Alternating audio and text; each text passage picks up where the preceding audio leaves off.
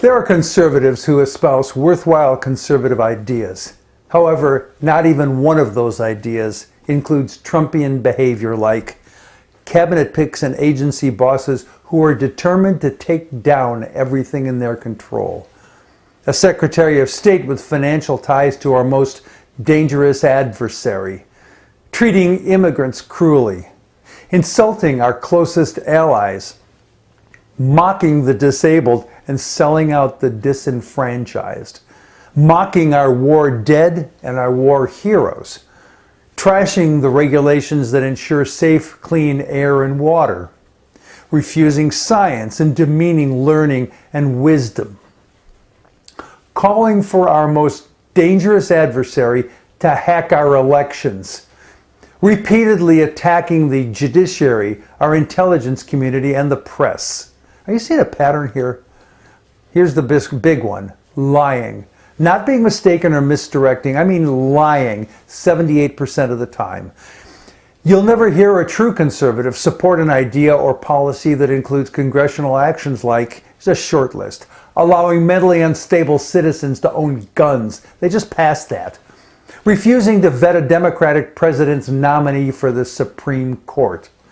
Allowing internet service providers to sell your personal information. Yeah, they just passed that.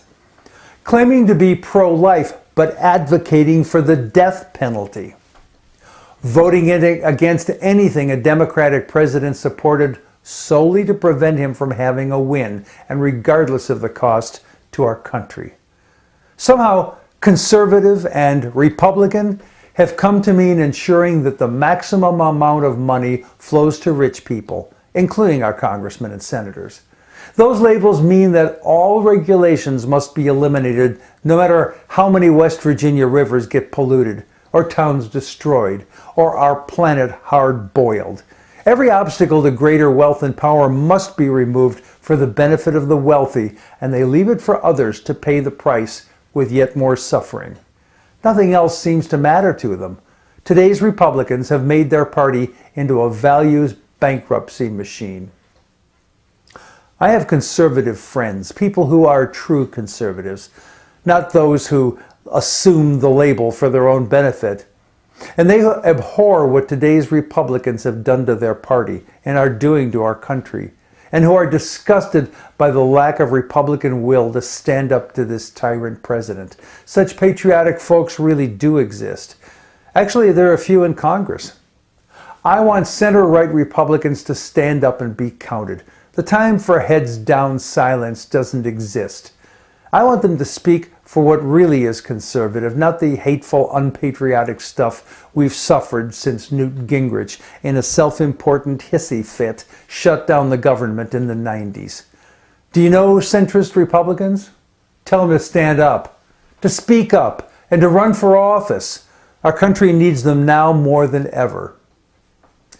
In other news, former National Security Advisor Michael Flynn has asked for immunity from prosecution in exchange for his testimony before the House and Senate Intelligence Committees and the FBI. President Trump has weighed in on Flynn's bargaining, tweeting, "Mike Flynn should ask for immunity, in that this is a witch hunt."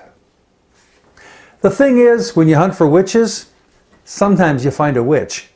And if there's a witch discovered in this hunt, their actions won't be found to be of the magic wand fairy tale type. They will be found to be treasonous. Finally, I send many thanks to the good folks at the Universalist Unitarian Church in Evanston for your wonderful hospitality at our meeting last week, where I presented Money, Politics, and Democracy. You aren't getting what you want. I'm grateful for your insightful questions and comments and enthusiastic engagement.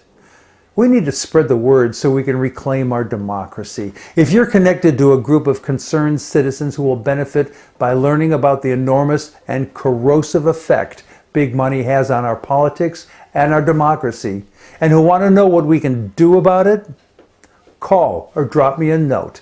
I'll do a presentation for your group. Freebie. I don't want money. All I want to do is to save democracy for our children and our grandchildren. They're counting on us. I'm Jack Altshuler.